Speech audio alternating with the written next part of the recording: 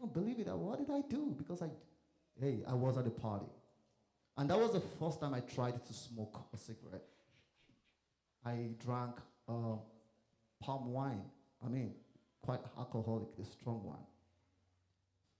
one. I also remember a day when I was in the college, and we went on, it's called field trip. So we had to leave home and stay there overnight and stuff like that. Oh, there's this guy, he's, very, very rough guy. And he said, oh, I know this place, let's go. We went with him, and we were served some drink and everything. And that was all. I didn't know what I was doing. I woke up, it was late.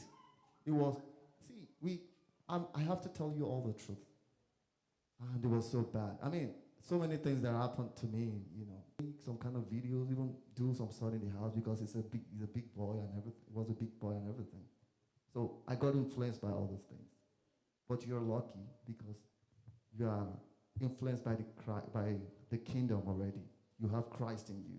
You have parents who are teaching you and laying you in the right path. But if you depart from it, it might be more devastating than mine. So you don't want to go there. There is a line, especially our ladies. There is, well, I just pray God will open our understanding to know this very well. Now, lastly, I want to say this. God is not interested in your mistakes, but He knows that sometimes you may fall, but how do you rise? Oh, do you want to fall and just remain there? Okay, I'm gone, I'm grounded. How do you rise as children of God? And the only way you rise is by making sure you do not forget the word of God for your life, the purpose of God in your life. And the day your parents tell you, okay, what do you want to be? So when we're saying that we make mistakes, we fall, there's this verse in Proverbs that says, the righteous fall 7 times and then rises again. Our mistakes does not define us. We learn from our mistakes and then we move on. Okay? Like I said, do not conform to the pattern of this world, but be transformed by the renewing of your mind. Then you'll be able to test and approve what God's will is good, pleasing, and perfect will. And there are things we can do to prevent unbelievers from having a negative influence throughout the night. So I just want to add that. Yes, Jesus is our role model. If we have that at the back of our mind, it's going to save us a lot of trouble, even as youth. And I'm going to use myself as an example in this regard. Wrong association corrupts good manners. Whether you like it or not, you can't say, I've seen a lot of children from godly homes, from pastoral homes. I'm talking about both parents are pastors. They live in the pastoral, like living in the church auditorium and all that. But that does not say if the devil wants to strike, he will not strike. Because the arch enemy here is not about the person you are hanging out with.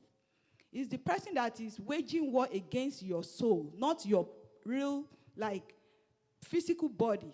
The target is the soul. So, and the reason why I said I'm going to use myself as an example, we can say family, we can school, fellowship. And I have a lot of friends that I'm a Christian from home, but the school experience turned things around. I go to church with my parents. As a Baptist young girl, I was in other associations and all that. But the salvation will come. But when you have defined that this is me, not what my parent thinks I am, but your experience, your encounter personally with God will really help us to draw the line. Temptations will come. Friends will say, let's go here, rising and falling, because as a young Christian, you still want to. But that definition of having an early encounter really helped me a lot. I already know this is what I need to do. I can't do this. I can't go partying.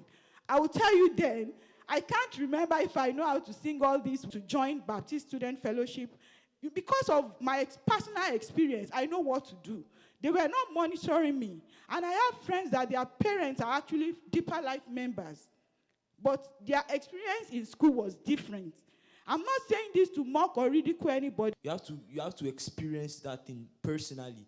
Doesn't matter if they tell you go and join this one in the choir. If you don't want to do it, if it's not a personal decision that you make, you won't.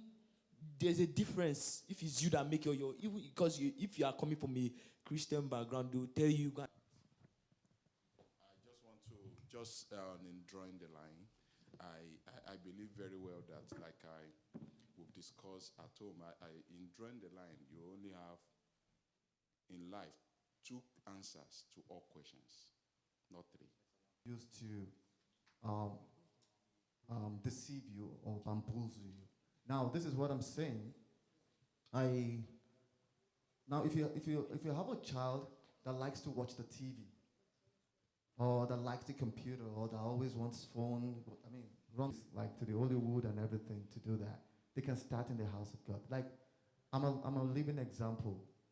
I was walking one day, and I had the professor. Was a vice chancellor of one of the universities in Nigeria, Professor Falashe. He accorded the song with several chords and everything. I was like, okay.